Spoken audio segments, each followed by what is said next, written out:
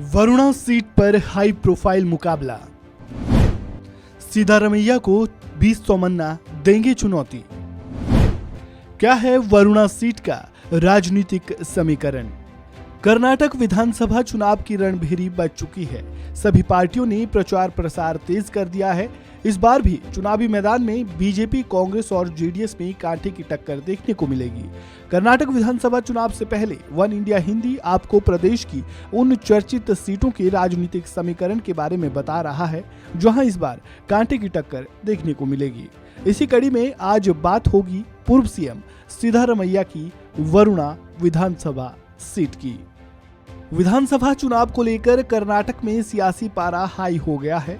ऐसे में इस बार कर्नाटक की हाई प्रोफाइल सीटों में से एक वरुणा विधानसभा सीट पर भी कांटे की टक्कर देखने को मिलेगी।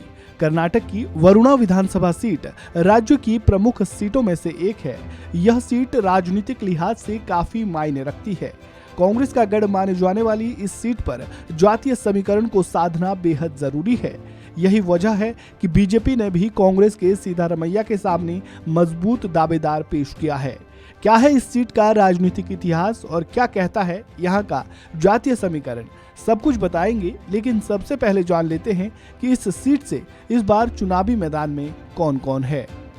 कांग्रेस ने जहां इस बार पूर्व सीएम सिद्धारमैया को टिकट दिया है, तो वहीं बीजेपी ने यहां से अपने सबसे मजबूत उम्मीदवार और लिंगायत नेता वी सोमन्ना को चुनावी मैदान में उतारा है।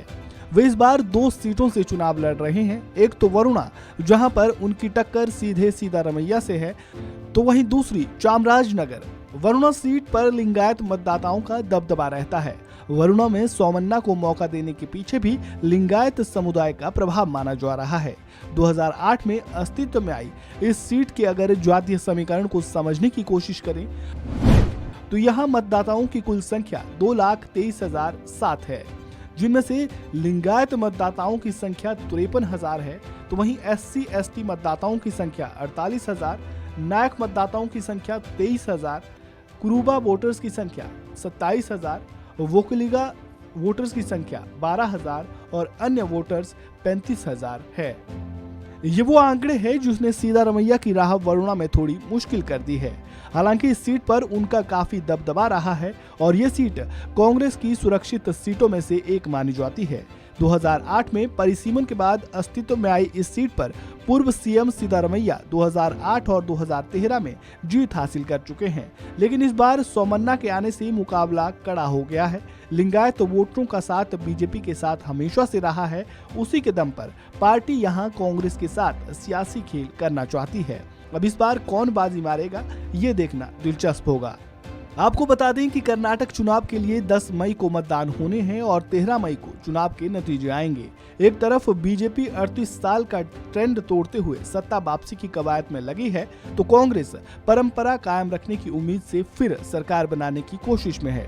जेडीएस एक बार फिर खुद को किंग मेकर बनते देखना चाहती है। वहीं आम आदमी पार्टी के चुनावी मैदान में आने से मुकाबला और दिलचस्प हो गया है। इस वीडियो में फिलहाल इतना ही। ताज़ा अपडेट के लिए बने रहें वन इंडिया हिंदी के साथ।